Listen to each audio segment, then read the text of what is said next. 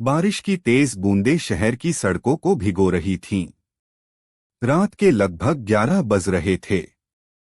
शहर के सबसे बड़े heart specialist doctor Aryan Mehra अपनी कार से अस्पताल से घर लौट रहे थे। तभी उनकी नजर सड़क किनारे एक लड़की पर पड़ी। वह लगभग 25 साल की थी। भीगे हुए कपड़े, काम पता हुआ शरीर और गोद में एक छोटा सा बच्चा। डॉक्टर आर्यन ने कार रोक दी। तुम इस वक्त यहाँ क्या कर रही हो? उन्होंने खिड़की नीचे करते हुए पूछा। लड़की ने घबराकर पीछे कदम रखा। साहब, हमें कहीं जगह नहीं मिली। बस रात गुजर जाए तो सुबह चली जाऊंगी। आर्यन ने देखा कि बच्चे को तेज बुखार था। बच्चे को मुझे दिखाओ। लड़की तुरंत पीछे हट गई। नहीं साहब, मेरे पास पैसे नहीं हैं। आर्यन की भौहें सिकुड़ गईं। मैं पैसे नहीं मांग रहा। उन्होंने बच्चे की जांच की और गंभीर स्वर में बोले, अगर इसे अभी अस्पताल नहीं ले गए तो इसकी जान को खतरा हो सकता है। लड़की की आंखों से आंसू बहने लगे। मेरे पास कोई नहीं है साहब। आर्यन कुछ पल चुप रहे। फिर बोले, कार में बैठो। लड़की घबरा गई। मैं आपको नहीं जानती और मैं तुम्हें नहीं जानता, लेकिन इतना जानता हूं कि इस बच्चे को इलाज चाहिए। कुछ देर बाद कार अस्पताल की ओर दौड़ रही थी। अस्पताल पहुंचते ही बच्चे का इलाज शुरू हुआ। लड़की पूरी रात आईसीयू के बाहर बैठी रही। सुबह डॉक्टर आर्यन वहां पहुंचे। नाम क्या है तुम्हारा? सिया। और बच्चे का? कृष। आर्यन ने फाइल देखी। तुम्हारा पति? सिया की आंखें भर आईं। 1 साल पहले एक्सीडेंट में गुजर गए। आर्यन ने पहली बार गौर से उसे देखा।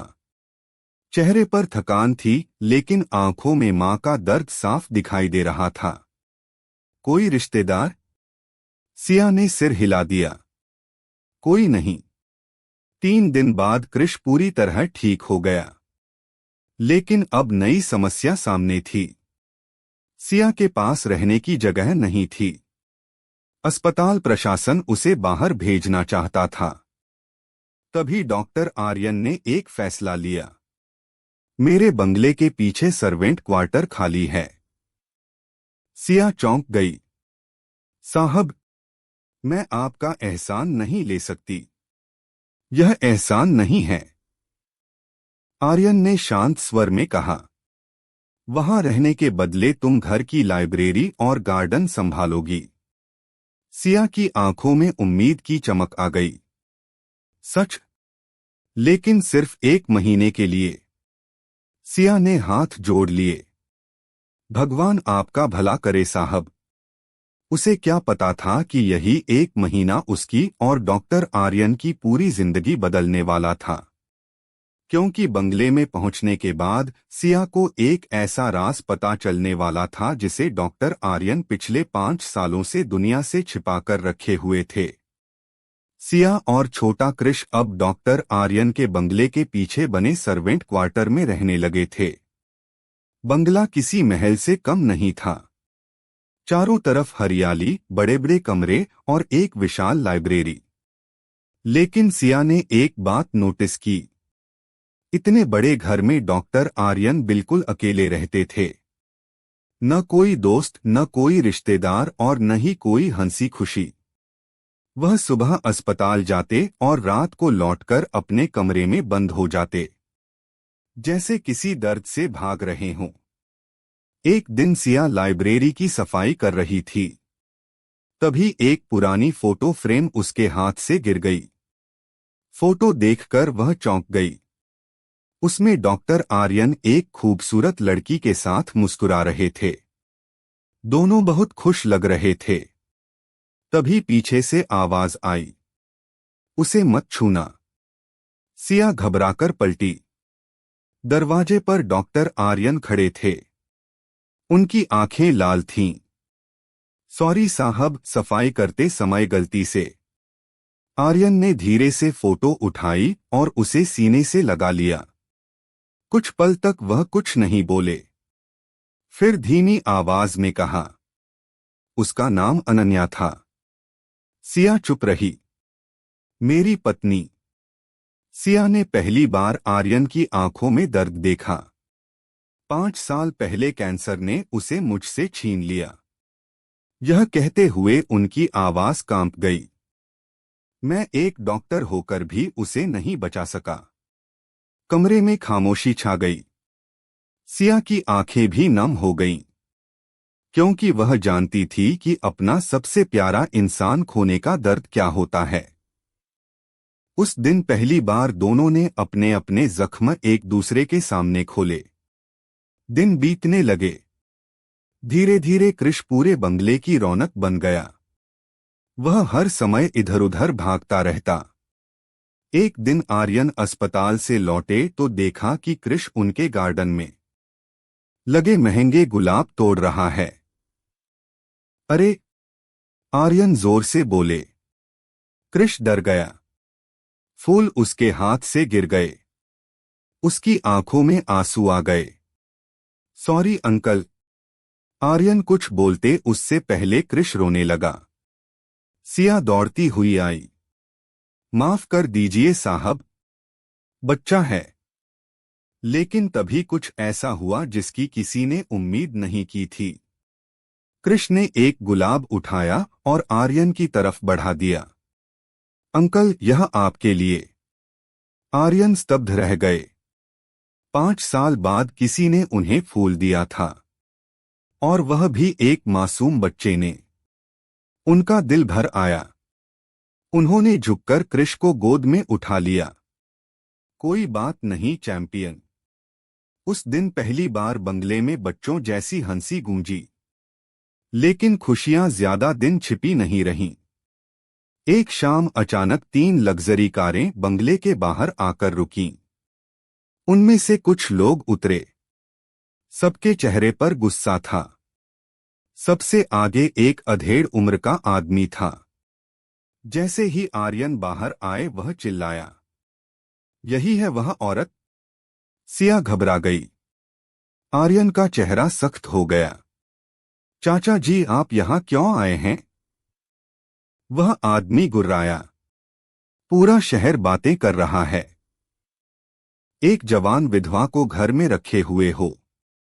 क्या यही हमारे परिवार की इज्जत है? सिया का चेहरा शर्म और अपमान से झुक गया। उसे समझ आ गया कि लोग क्या सोच रहे हैं। आर्यन के चाचा ने फिर कहा, या तो इसे यहां से निकालो या फिर हमसे कोई रिश्ता मत रखना। पूरा माहौल तनाव से भर गया। सिया की आंखों से आंसू निकल पड़े। वह मुड़ी और अंदर जाने लगी। लेकिन तभी आर्यन की आवाज गूंजी, रुकिए। सबकी नजर उनकी तरफ गई। आर्यन पहली बार अपने परिवार के सामने खड़े थे। जिस औरत की आप बेइज्जती कर रहे हैं। उन्होंने सिया की तरफ इशारा किया। उसने इस घर में फिर से जिंदगी लौटाई है। और जिस बच्चे को आप बोझ समझ रहे हैं। उन्होंने कृष को गोद में उठा लिया। उसने मुझे फिर से मुस्कुराना सिखाया है। चाचा हंस पड़े। तो क्या अब यही तुम्हारा परिवार है? आर्यन कुछ सेकंड चुप रहे। फिर उन्होंने ऐसा जवाब दिया जिसने सबको हैरान कर दिया। हाँ? सिया ने अविश्वास से उनकी तरफ देखा। आर्यन आगे बढ़े। खून से नहीं, लेकिन दिल से यही मेरा परिवार है। चाचा का चेहरा गुस्से से लाल हो गया। इस फैसले पर पछताओगे। इतना कहकर वह लोग वहां से चले गए। लेकिन उनके जाते जाते एक नई मुसीबत जन्म ले चुकी थी। क्योंकि अगले ही दिन शहर के अखबारों में डॉक्टर आर्यन और सिया की तस्वीरें छपने वाली थीं। और उन खबरों से दोनों की जिंदगी हमेशा के लिए बदलने वाली थी। अगली सुबह जैसे ही सूरज निकला, शहर भर में एक ही खबर फैल चुकी थी। अखबार के पहले पन्ने पर डॉक्टर आर्यन और सिया की तस्वीर छपी थी। बड़े बड़े अक्षरों में लिखा था, करोड़पति डॉक्टर के बंगले में रह रही रहस्यमयी विधवा। कुछ लोगों ने खबर पढ़कर मजाक बनाया, कुछ ने अफवाहें उड़ानी शुरू कर दी और कुछ ने बिना सच जाने सिया के चरित्र पर सवाल उठाने शुरू कर दिए। जब सिया ने वह अखबार देखा तो उसके हाथ कांपने लगे। उसकी आंखों से आंसू बह निकले। मैंने आपकी जिंदगी बर्बाद कर दी साहब, वह रोते हुए बोली। अगर मैं यहां नहीं आती तो यह सब नहीं होता। आर्यन ने अखबार उठाया और बिना पढ़े कूड़ेदान में फेंक दिया। लोगों का काम बोलना है, उन्होंने शांत स्वर में कहा, लेकिन मुझे सच पता है। सिया कुछ बोल नहीं पाई। उसी दिन अस्पताल में भी हलचल मच गई। कुछ ट्रस्टी आर्यन के केबिन में पहुंचे। उनमें से एक बोला, डॉक्टर साहब, यह खबर अस्पताल की प्रतिष्ठा को नुकसान पहुंचा रही है। दूसरा बोला, आपको उस महिला को बंगले से निकाल देना चाहिए। आर्यन ने कुर्सी से उठकर सबकी तरफ देखा। क्या किसी ने उस महिला को चोरी करते देखा? सब चुप रहे। क्या किसी ने उसे गलत काम करते देखा? फिर भी कोई जवाब नहीं आया। तो फिर सिर्फ अफवाहों के आधार पर मैं किसी बेगुनाह को घर से नहीं निकालूंगा। कमरे में सन्नाटा छा गया। शाम को जब आर्यन घर लौटे तो बंगले के बाहर कुछ लोग खड़े थे। वे नारे लगा रहे थे, शहर की मर्यादा बचाओ, विधवा को बाहर निकालो। सिया डर गई। कृष उसकी गोद में छिप गया। लेकिन आर्यन बिल्कुल शांत रहे। उन्होंने सुरक्षा गार्डों को बुलाया और भीड़ को हटवा दिया। उस रात सिया ने फैसला कर लिया। आधी रात को उसने अपना सामान बांधा। कृष सो रहा था। उसने उसके सिर पर हाथ फेरा। फिर एक चिट्ठी लिखी, साहब, आपने मुझे और मेरे बेटे को नया जीवन दिया, लेकिन मैं आपकी बदनामी का कारण नहीं बन सकती, इसलिए जा रही हूं। आपका यह एहसान जिंदगी भर नहीं भूलूंगी। सिया। आंखों में आंसू लिए वह चुपचाप बंगले से निकल गई। सुबह जब आर्यन की नींद खुली तो सब कुछ बदल चुका था। क्वार्टर खाली था। सिया जा चुकी थी। कृष की हंसी गायब थी। बंगला फिर से वीरान लग रहा था। टेबल पर रखी चिट्ठी पढ़ते ही आर्यन का दिल बैठ गया। उन्होंने पूरे शहर में सिया को ढूंढना शुरू कर दिया, लेकिन उसका कहीं पता नहीं चला। 1 दिन, 2 दिन, 3 दिन, पूरा 1 हफ्ता गुजर गया। उधर सिया शहर के एक पुराने मंदिर के पीछे बने छोटे से कमरे में रह रही थी। उसने लोगों के घरों में काम करना शुरू कर दिया था, लेकिन उसकी कमाई बहुत कम थी। कृष अक्सर पूछता, मम्मा, हम अंकल के घर कब जाएंगे? और हर बार सिया की आंखें भर आती। इसी बीच एक दिन कृष अचानक बेहोश हो गया। सिया घबरा गई। वह उसे लेकर सरकारी अस्पताल पहुंची। डॉक्टरों ने जांच की। रिपोर्ट देखकर डॉक्टर का चेहरा गंभीर हो गया। बच्चे के दिल में जन्म से एक गंभीर समस्या है। सिया के पैरों तले जमीन खिसक गई। इलाज? डॉक्टर ने भारी आवाज में कहा, ऑपरेशन करना होगा। खर्च लगभग 10 लाख रुपए आएगा। सिया के हाथ से रिपोर्ट गिर गई। 10 लाख रुपए! उसने जिंदगी में कभी 10 लाख एक साथ नहीं देखे थे। उस रात वह मंदिर की सीढ़ियों पर बैठकर रो रही थी। उसे लग रहा था कि शायद किस्मत फिर से उससे उसका सब कुछ छीन लेगी। तभी पीछे से एक परिचित आवाज आई, तुम मुझे छोड़कर जा सकती हो, लेकिन अपने दुख अकेले नहीं उठा सकती, सिया। सिया ने पलटकर देखा। सामने डॉक्टर आर्यन खड़े थे। उनकी आंखें भीगी हुई थीं और अगले ही पल कृष दौड़कर उनके गले लग गया। अंकल! आर्यन ने उसे कसकर सीने से लगा लिया, जैसे कोई पिता अपने बेटे को लगाता है। सिया रो पड़ी। मैं आपकी बदनामी नहीं चाहती थी, आर्यन ने धीरे से कहा, और मैं तुम्हें खोना नहीं चाहता था। फिर उन्होंने कृष के सिर पर हाथ फेरा। इस बच्चे का ऑपरेशन होगा, सबसे अच्छे अस्पताल में होगा, और खर्च की चिंता तुम कभी मत करना। सिया ने कांपती आवाज में पूछा, लेकिन क्यों? आर्यन कुछ क्षण चुप रहे, फिर बोले, क्योंकि अब तुम सिर्फ मेरी जिम्मेदारी नहीं हो, तुम मेरी दुनिया बन चुकी हो। सिया स्तब्ध रह गई। उसके दिल की धड़कन तेज हो गई। क्या यह सिर्फ दया थी, या आर्यन के दिल में सिया के लिए कुछ और भी जन्म ले चुका था? सिया की आंखों में आंसू थे। डॉक्टर आर्यन के शब्द उसके कानों में बार बार गूंज रहे थे। तुम मेरी दुनिया बन चुकी हो। वह कुछ बोल नहीं पाई, सिर्फ सिर झुकाकर खड़ी रही। उधर नन्हा कृष खुशी से आर्यन का हाथ पकड़ चुका था। अंकल, आप हमें छोड़कर नहीं जाओगे ना? आर्यन घुटनों के बल बैठ गए। उन्होंने कृष के सिर पर प्यार से हाथ फेरा। कभी नहीं बेटा। यह सुनकर कृष मुस्कुरा दिया, लेकिन सिया के दिल में अभी भी डर था।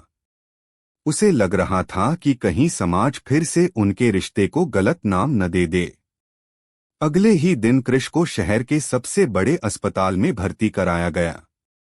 ऑपरेशन की तैयारी शुरू हो गई, लेकिन डॉक्टरों ने बताया कि ऑपरेशन बहुत जोखिम भरा है। सफलता की संभावना सिर्फ 70% थी। यह सुनते ही सिया की दुनिया हिल गई। पूरी रात वह अस्पताल के मंदिर में बैठी भगवान से प्रार्थना करती रही। दूसरी तरफ आर्यन भी बेचैन थे। वह बाहर से मजबूत दिख रहे थे, लेकिन अंदर से टूट रहे थे, क्योंकि अब कृष सिर्फ सिया का बेटा नहीं रहा था, वह उनके दिल का हिस्सा बन चुका था। ऑपरेशन वाले दिन सुबह 7 बजे कृष को ऑपरेशन थिएटर में ले जाया गया। सिया रोते हुए उसके माथे को चूम रही थी। मेरा बेटा बहादुर है ना? कृष ने मुस्कुराने की कोशिश की। मम्मा, अगर मुझे डर लगेगा तो मैं अंकल को याद करूंगा। सिया की आंखों से आंसू बह निकले। आर्यन ने आगे बढ़कर कृष का हाथ पकड़ लिया। और मैं बाहर तुम्हारा इंतजार करूंगा चैंपियन। ऑपरेशन शुरू हो गया। 1 घंटा, 2 घंटे, 3 घंटे, समय जैसे रुक गया था। सिया लगातार भगवान का नाम जप रही थी। आर्यन चुपचाप बैठकर ऑपरेशन थिएटर के दरवाजे को देख रहे थे।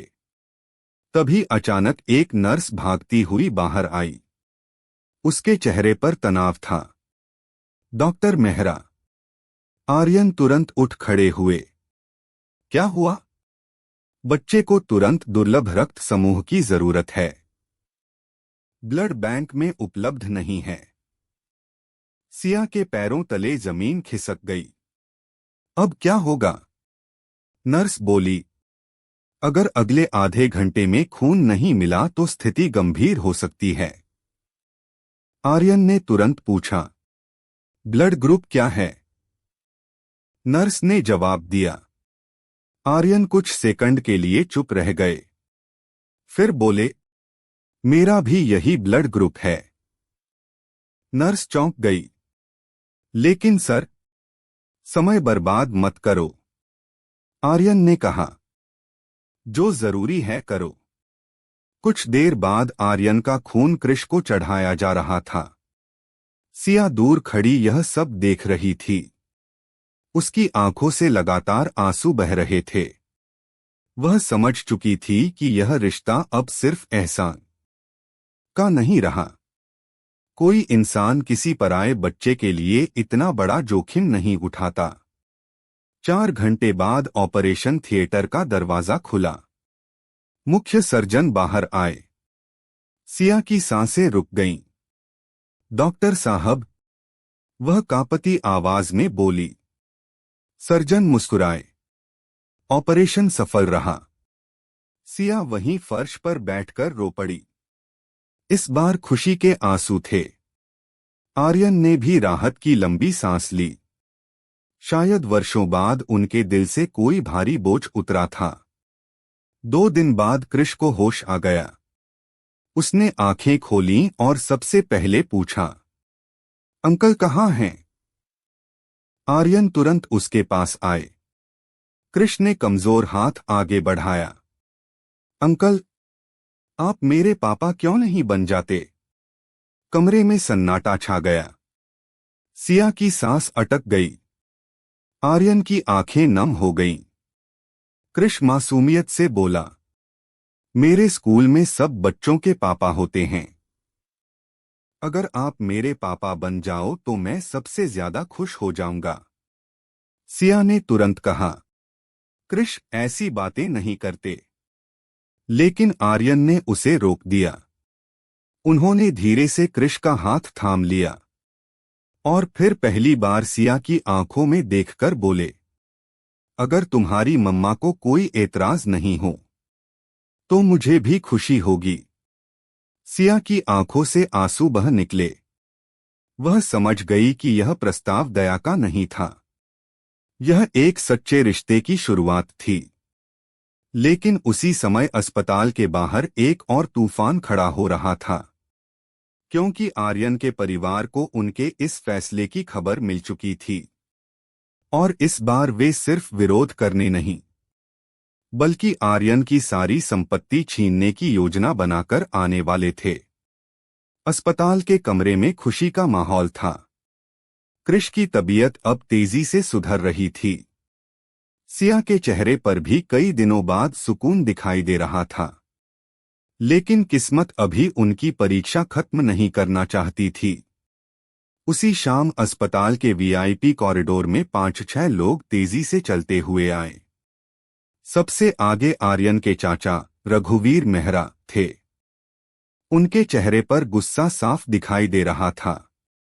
जैसे ही वे कमरे में पहुंचे, उन्होंने सिया को देखकर तिरस्कार से कहा, तो यही है वह औरत जिसने हमारे घर के वारिस को अपने जाल में फंसा लिया। सिया का चेहरा सफेद पड़ गया। आर्यन तुरंत खड़े हो गए। बस। उनकी आवाज पूरे कमरे में गूंज उठी। एक शब्द भी और नहीं। लेकिन रघुवीर मेहरा रुकने वाले नहीं थे। पूरे शहर में हमारी बदनामी हो रही है। एक विधवा और उसके बच्चे के लिए तुम अपना खानदान छोड़ने को तैयार हो। आर्यन की आंखों में गुस्सा चमक उठा। आप लोग मेरे परिवार की बात करते हैं? उन्होंने दर्द भरी हंसी हंसते हुए कहा, जब अनन्या की मौत हुई थी तब आप में से कौन मेरे साथ खड़ा था? कमरे में सन्नाटा छा गया। जब मैं महीनों डिप्रेशन में था तब किसने मेरा हाल पूछा? कोई जवाब नहीं आया। लेकिन आज जब मैंने किसी की मदद की है तो सबको मेरी इज्जत की चिंता होने लगी। रघुवीर मेहरा का चेहरा तमतमा गया। उन्होंने जेब से कुछ कागज निकाले। ठीक है, अगर यही फैसला है तो सुन लो।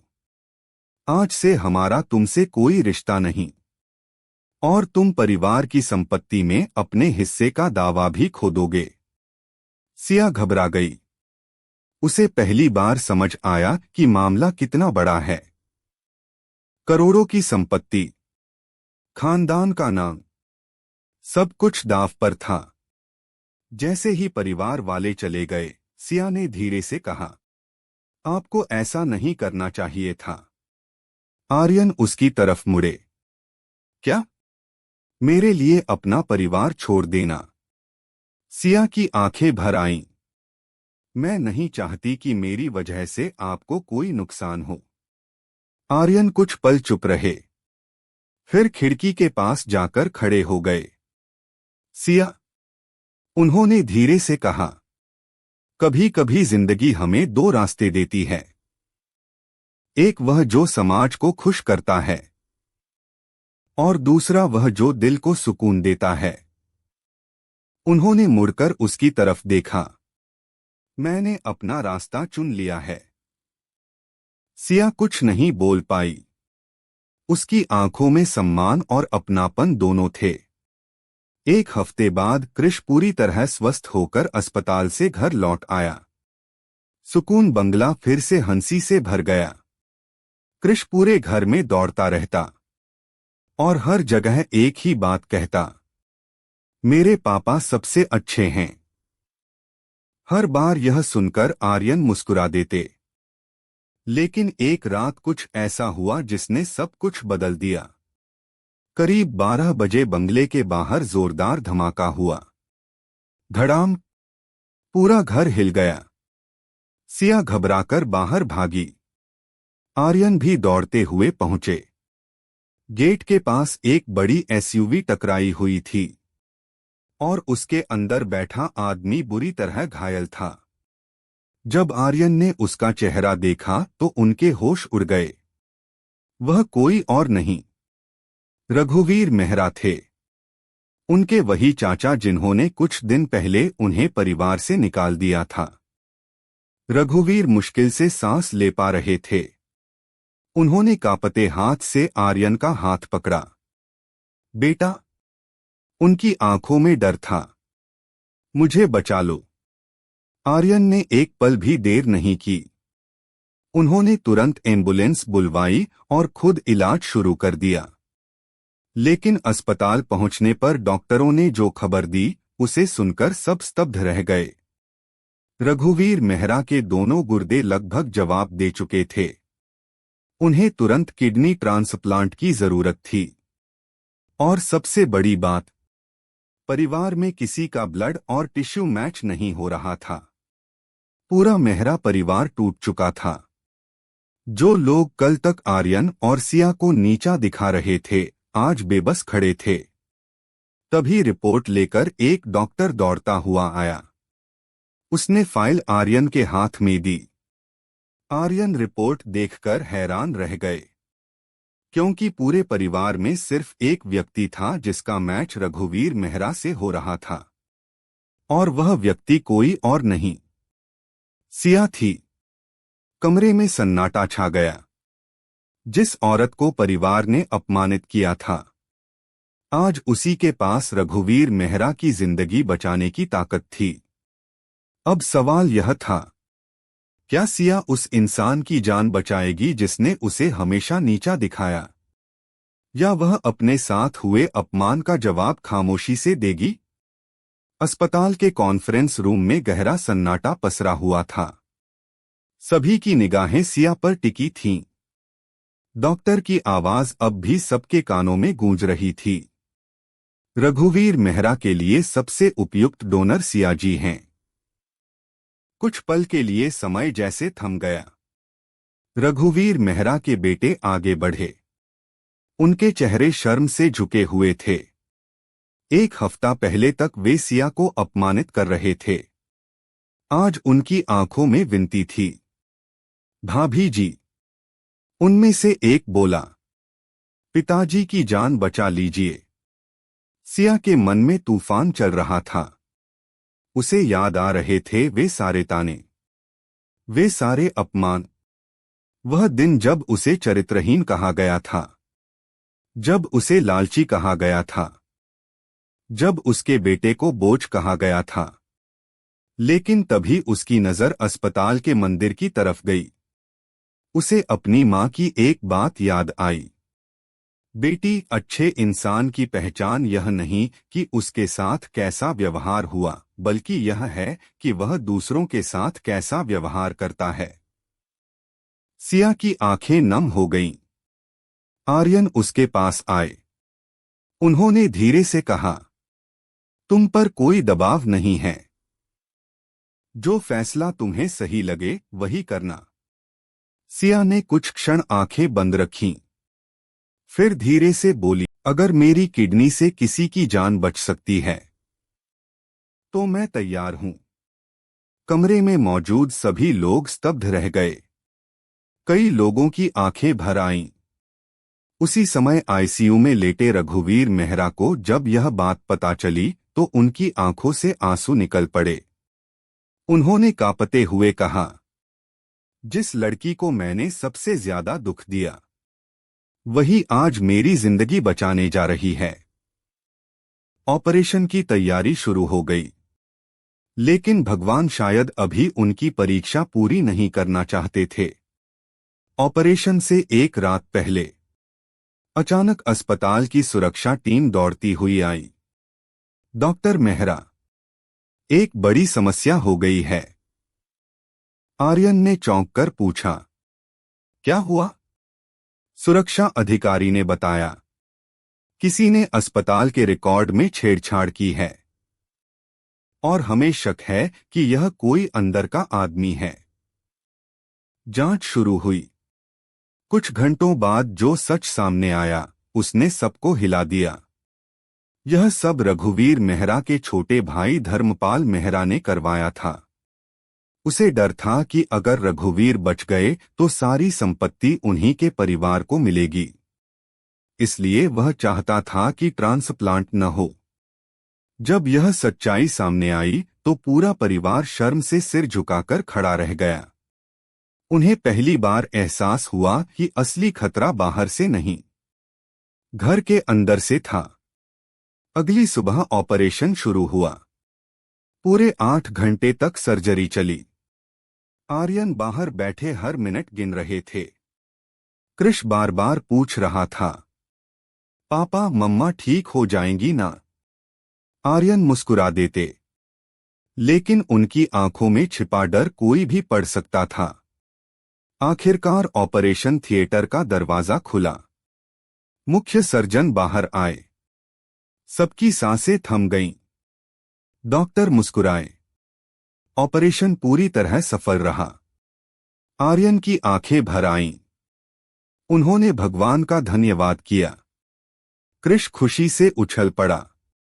2 दिन बाद जब सिया को होश आया तो उसने सबसे पहले अपने सामने एक दृश्य देखा। एक तरफ कृष उसका हाथ पकड़े बैठा था, दूसरी तरफ आर्यन पूरी रात जागने की वजह से कुर्सी पर ही सो गए थे। सिया मुस्कुरा दी। शायद पहली बार उसे लगा कि अब वह अकेली नहीं है। उसी शाम रघुवीर मेहरा व्हीलचेयर पर बैठकर उसके कमरे में आए। उनकी आंखों में पश्चाताप था। उन्होंने सिया के सामने हाथ जोड़ दिए। बेटी, क्या तुम मुझे माफ कर सकती हो? सिया घबरा गई।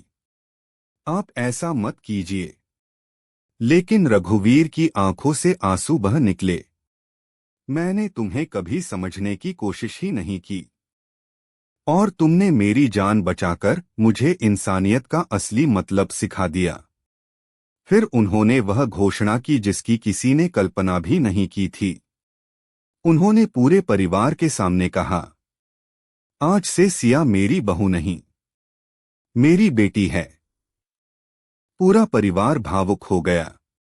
लेकिन कहानी का सबसे बड़ा मोड़ अभी बाकी था, क्योंकि उसी रात रघुवीर मेहरा ने आर्यन को एक ऐसा राज बताया जो उनकी दिवंगत पत्नी अनन्या की मौत से जुड़ा हुआ था। एक ऐसा सच जिसे सुनकर आर्यन के पैरों तले जमीन खिसकने वाली थी। रात के लगभग 11 बजे थे। अस्पताल की गलियों में सन्नाटा पसरा हुआ था। सिया आराम कर रही थी और कृष उसके पास सो चुका था। लेकिन रघुवीर मेहरा की आंखों में नींद नहीं थी। उन्होंने आर्यन को अपने कमरे में बुलाया। बेटा, आज मुझे तुमसे एक बहुत जरूरी बात कहनी है। रघुवीर की आवाज भारी थी। आर्यन कुर्सी खींचकर उनके सामने बैठ गए। क्या बात है चाचा जी? रघुवीर कुछ क्षण चुप रहे। फिर उनकी आंखों से आंसू निकल पड़े। मैंने जिंदगी में बहुत गलतियां की हैं, लेकिन एक गलती ऐसी है जिसका बोझ मैं 5 साल से ढो रहा हूं। आर्यन का दिल तेजी से धड़कने लगा। उन्हें महसूस हुआ कि बात अनन्या से जुड़ी है। रघुवीर ने कांपती आवाज में कहा, अनन्या की मौत सिर्फ बीमारी की वजह से नहीं हुई थी। आर्यन का चेहरा सफेद पड़ गया। क्या मतलब? रघुवीर ने आंखें बंद कर लीं। जब अनन्या का इलाज चल रहा था तब एक नई दवा विदेश से मंगानी थी। उस दवा से उसके बचने की संभावना काफी बढ़ सकती थी। आर्यन स्तब्ध रह गए। लेकिन मुझे तो किसी ने कभी नहीं बताया। रघुवीर की आवाज टूट गई। क्योंकि यह बात तुमसे छिपाई गई थी। कमरे में सन्नाटा छा गया। किसने? आर्यन ने मुश्किल से पूछा। रघुवीर ने भारी मन से जवाब दिया, धर्मपाल ने। आर्यन को लगा जैसे किसी ने उनके सीने पर हथौड़ा मार दिया हो। रघुवीर ने बताया कि धर्मपाल को डर था कि अगर अनन्या बच गई और आर्यन का परिवार आगे बढ़ा तो व्यापार और संपत्ति में उसका प्रभाव कम हो जाएगा। उसने अस्पताल के कुछ भ्रष्ट कर्मचारियों के साथ मिलकर जरूरी दस्तावेज रोक दिए थे। दवा कभी समय पर मंगाई ही नहीं गई। जब तक मुझे सच्चाई पता चली। रघुवीर रो पड़े। बहुत देर हो चुकी थी। आर्यन की आंखों में आंसू आ गए। 5 साल तक वह खुद को दोष देते रहे थे। उन्हें लगता था कि वह एक डॉक्टर होकर भी अपनी पत्नी को नहीं बचा सके। लेकिन आज उन्हें पता चला कि सच्चाई कुछ और थी। उस रात आर्यन पूरी तरह टूट गए। वह अस्पताल की छत पर जाकर अकेले बैठ गए। कुछ देर बाद सिया वहां पहुंची। वह धीरे से उनके पास बैठ गई। काफी देर तक दोनों चुप रहे। फिर आर्यन बोले, मैं 5 साल तक खुद को दोष देता रहा। हर रात सोचता था कि काश मैं कुछ और कर पाता। सिया ने धीरे से उनका हाथ पकड़ लिया। कुछ जख्म वक्त नहीं भरता। वह बोली, लेकिन सच उन्हें हल्का जरूर कर देता है। आर्यन की आंखों से आंसू बह निकले। शायद पहली बार उन्होंने अपने दर्द को खुलकर बाहर आने दिया। अगली सुबह पुलिस ने धर्मपाल मेहरा को गिरफ्तार कर लिया। जांच में कई पुराने दस्तावेज और सबूत मिले। उसकी साजिश पूरी तरह साबित हो गई। शहर भर में यह खबर फैल गई। लोग हैरान थे। जिस आदमी को वर्षों से सम्मान मिला था वही सबसे बड़ा गुनहगार निकला। कुछ महीनों बाद सब कुछ बदल चुका था। सिया पूरी तरह स्वस्थ हो चुकी थी। कृष अब स्कूल जाने लगा था और आर्यन के चेहरे पर फिर से मुस्कान लौट आई थी। एक शाम सुकून बंगले के बगीचे में सब साथ बैठे थे। सूरज ढल रहा था। हवा में गुलाबों की खुशबू थी। तभी कृष दौड़ता हुआ आया। उसके हाथ में स्कूल का एक फॉर्म था। पापा, वह खुशी से बोला, इसमें गार्जियन का नाम भरना है। आर्यन मुस्कुराए, तो भर दो। कृष ने मासूमियत से पूछा, पूरा नाम क्या लिखूं? आर्यन कुछ बोलते उससे पहले कृष खुद हंस पड़ा।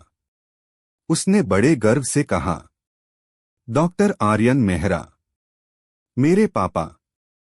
आर्यन की आंखें भर आईं। उन्होंने कृष को गले से लगा लिया।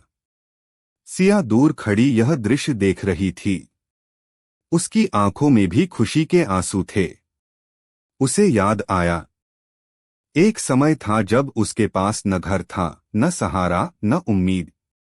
और आज उसे एक परिवार मिला था। एक सम्मान मिला था। एक नई जिंदगी मिली थी। उसी समय हवा का एक झोंका आया। बरामदे में लगी अनन्या की तस्वीर पर फूलों की माला हल्के से हिलने लगी। आर्यन ने तस्वीर की ओर देख। उन्हें लगा जैसे अनन्या मुस्कुरा रही हो, जैसे कह रही हो, अब तुम फिर से जीना सीख गए हो। उस शाम सुकून बंगला सचमुच अपने नाम जैसा लग रहा था, जहां कभी अकेलापन रहता था वहां अब हंसी थी। जहां कभी दर्द था, वहां अब अपनापन था। और जहां कभी टूटे हुए लोग थे, वहां अब एक पूरा परिवार था। समाप्त। संदेश: कभी कभी भगवान हमारे जीवन में कुछ लोगों को अचानक भेजते हैं। वे खून के रिश्ते नहीं होते, लेकिन वही हमारी टूटी हुई दुनिया को फिर से जोड़ देते हैं। इंसानियत, सम्मान और सच्चा साथ, यही सबसे बड़ी दौलत है।